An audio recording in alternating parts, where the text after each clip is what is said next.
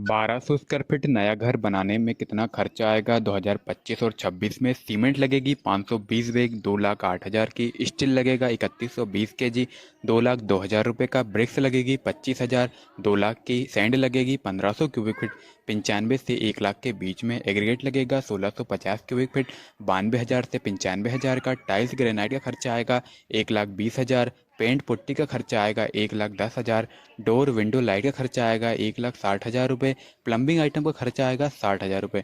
Total material का cost 12,50,000 के आसपास आएगा दोस्तों। लेबर कॉस्ट 320 रुपये स्क्वायर फीट ली है।